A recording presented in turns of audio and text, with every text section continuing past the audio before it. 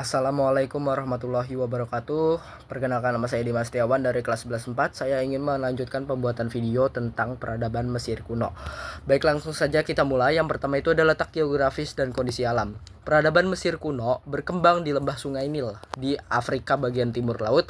Sungai Nil merupakan sumber kehidupan utama masyarakat Mesir. Kunci utama kemajuan Mesir itu yang pertama ada Sungai Nil meluap setiap tahun, membawa lumpur subur atau endapan hara. Airnya dimanfaatkan untuk irigasi dan juga pertanian. Gurun di timur dan barat melindungi Mesir dari serangan bangsa asing. Karena itulah Herodotus atau sejarawan Yunani menyebut Mesir adalah hadiah Sungai Nil. Kondisi alam yang subur dan terlindungi membuat Mesir menjadi peradaban besar dan stabil selama ribuan tahun. Selanjutnya yang kedua ada perkembangan politik dan juga pemerintahannya. Mesir kuno memiliki sistem pemerintahan monarki absolut dipimpin oleh Firaun atau Pharaoh. Zaman kerajaan lama kurang lebih 2700 hingga 2200 sebelum Masehi. Disebut juga Old Kingdom atau zaman piramida. Firaun yang terkenal adalah Firaun Zoser atau Djoser, Firaun Cheops atau Khufu, Khafre dan juga Menkaure. Dibangun piramida-piramida besar di Giza sebagai makam para firaun. Pemerintahan bersifat terpusat dan sakral. Firaun dianggap sebagai dewa di bumi, putra Raja Dewara. Zaman kerajaan tengah kurang lebih 2050 hingga 1786 sebelum Masehi. Pusat pemerintahan di Tebes. Masa ini ditandai dengan pemerintahan yang lebih stabil dan makmur, peningkatan sistem irigasi, perluasan wilayah ke Nubia atau Sudan hingga sekarang. Firaun mulai dipandang lebih manusiawi, tidak selaku masa sebelumnya. Zaman kerajaan baru kurang lebih 1570 hingga 1085 sebelum Masehi. Masa kejayaan terbesar Mesir pada saat itu Firaun terkenal pada Thutmose III, penakluk besar, memperluas wilayah hingga Asia Barat. Yang kedua ada Ramses II, dikenal sebagai pembangunan kuil besar atau Abu Simbel. Yang ketiga ada Hatshepsut, Firaun wanita pertama. Yang keempat ada Akhenaton atau Amenhotep yang keempat, memperkenalkan monoteisme atau menyembah satu dewa, Aton. Yang kelima ada Tutankhamun, makamnya ditemukan utuh oleh arkeolog modern. Hubungan dagang berkembang luas hingga Fenisia dan Mesopotamia. Yang keempat, masa kemunduran. Setelah 1085 sebelum Masehi, Mesir melemah karena perebutan kekuasaan internal yang ditaklukkan bergantian oleh bangsa Libya, Nubia, Persia dan juga Yunani atau Alexander Agung, dan akhirnya Romawi pada tahun 31 sebelum Masehi. Yang ketiga ada kehidupan sosial. Stratifikasi sosial Mesir. Firaun dianggap dewa dan penguasa tertinggi. Kedua, bangsa-bangsawan dan pejabat tinggi membantu pemerintahan dan agama. Yang ketiga ada pendeta, mengurus upacara keagamaan dan kuil. Yang keempat ada juru tulis atau scribe, mencatat administrasi dan juga sejarah. Yang kelima petani dan pekerja, mayoritas rakyat menggarap tanah milik Firaun. Yang keenam ada budak atau tawanan perang atau pekerja paksa di proyek besar atau seperti piramida.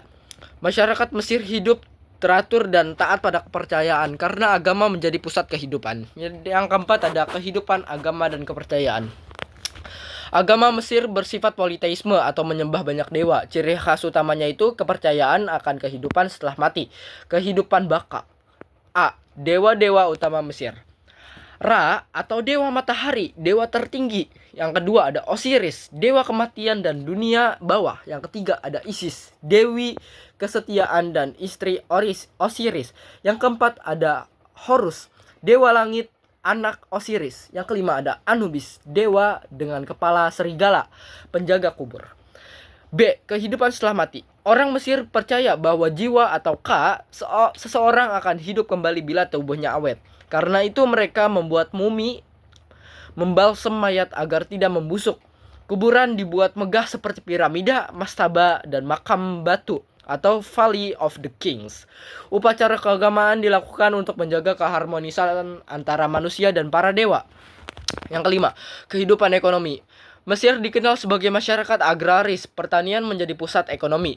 Hasil utamanya yaitu ada gandum, jelai, kapas, anggur, dan rami atau linen. Sistem irigasi Sungai Nil menjadi penemuan yang sangat penting. Selain pertanian, Mesir juga mengembangkan pertambangan seperti emas dan juga tembaga, perdagangan internasional dengan Mesopotamia dan Nubia, kerajinan tangan seperti perhiasan, keramik, dan juga tekstil.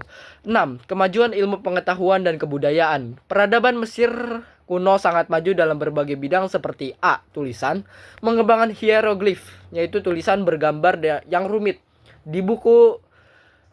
ditulis di dinding kuil, makam, dan papirus atau kertas dari tanaman papirus. Yang ketiga, hieroglif berhasil dipecahkan setelah penemuan batu Rosetta Stone, pada tahun 1799 oleh Champollion. B. Arsitektur. Piramida merupakan karya arsitektur yang sangat luar biasa, misalnya piramida Giza atau Cheops, Khafre, dan juga Menkaure. Kuil Karnak dan Luxor, makam Raja Tutankhamun dan Ramses II. Pembangunannya menunjukkan kemampuan teknik tinggi dan perhitungan matematika yang cermat. C. Ilmu pengetahuan. Matematika digunakan untuk mengukur lahan dan membangun piramida.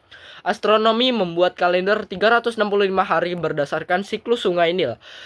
Kedokteran mengetahui anatomi tubuh, operasi ringan, dan pembuatan obat herbal. Selanjutnya ada teknik dan seni pahat, menghasilkan patung dan ukiran yang megah. Yang ketujuh, peninggalan dan warisan peradaban Mesir. Beberapa warisan besar Mesir masih mempengaruhi dunia hingga kini.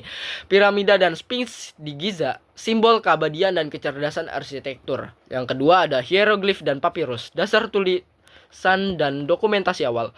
Yang ketiga ada ilmu astronomi, matematika, dan juga kedokteran, menjadi dasar ilmu modern. Yang keempat ada konsep hidup setelah mati, mempengaruhi kepercayaan agama di dunia Mediterania. Selanjutnya ada kesenian dan simbolisme religius, diadopsi oleh peradaban Yunani dan Romawi. Yang kedelapan, kemunduran peradaban Mesir. Menjadi beberapa faktor penyebab kemunduran itu antara lain yang pertama, pemerintahan melemah karena perebutan kekuasaan internal. Penyerangan bangsa asing seperti Libya, Nubia, Persia, Yunani, dan juga Romawi. Setelah dikuasai oleh Romawi pada tahun 31 sebelum Masehi, Mesir menjadi provinsi Romawi dan peradaban kunonya perlahan hilang. Sekian pembuatan video yang telah saya sampaikan. Kurang lebihnya saya mohon maaf. Wassalamualaikum warahmatullahi wabarakatuh.